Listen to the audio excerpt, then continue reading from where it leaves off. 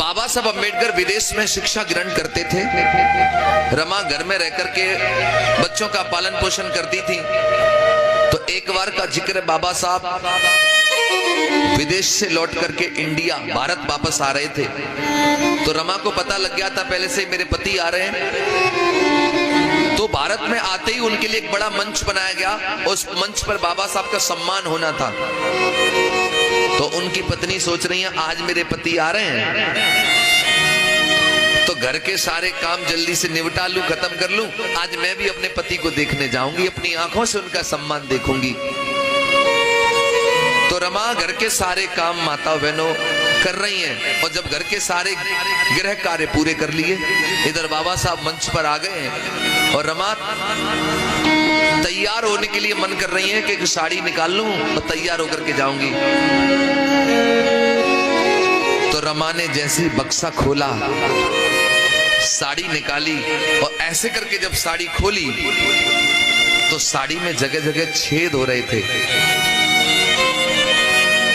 रमा की आंखों में साड़ी को देख करके आंसू आ गए। रमा सोचने लगी मेरे पति का मंच पे सम्मान होगा और ये फटी हुई साड़ी में पहन कर जाऊंगी तो मेरे पति की बेइज्जती ना होगी। लेकिन मेरे पास तो एक अच्छी साड़ी नहीं है पहनने के लिए, अब मैं क्या पहन के जाऊं और मुझे पति का सम्मान देखना ही है। तब रमा को याद आया कि साहू जी महाराज ने एक बार मेरे पति को सर पे वो फेंटा बोलते हैं पगड़ी, वो बांधी थी। अगर साड़ी नहीं है तो क्या मैं उसी को साड़ी की तरह पहन करके चली जाऊंगी। तो रमा ने वही फेंटा निकाला, वो पगड़ी निकाली और साड़ी की तरह उसको लपेट लिया माताओं बहनों। और लपेटने के बाद वो बाबा साहब अम्बेडकर का अपने पति का सम्मान देखने के लिए गई। मंच बना था, काफी भीड़ थी। तो पत्नी कोई होगी तो पहली लाइन में ही तो बैठेगी, लेकिन रमा पहली लाइन में नहीं बैठी, पीछे भी नहीं बैठी रमा।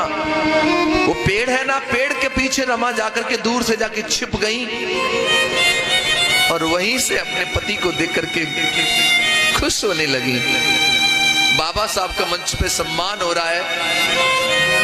बाबा साहब जब मंच में अपना भाषण दे रहे हैं तो बाबा साहब की आंखों ने अपनी पत्नी रमा को देख लिया। जब रमा को देख लिया तो बाबा साहब मंच से नीचे उतर के गए, जाकर के पास में पहुंचे तो देखा ऊपर से नीचे रमा के तन पे तो एक साड़ी नहीं है। रमा वो पगड़ी को, कपड़े को लपेट करके आई है। बाबा साहब ने अपनी पत्नी के हाथ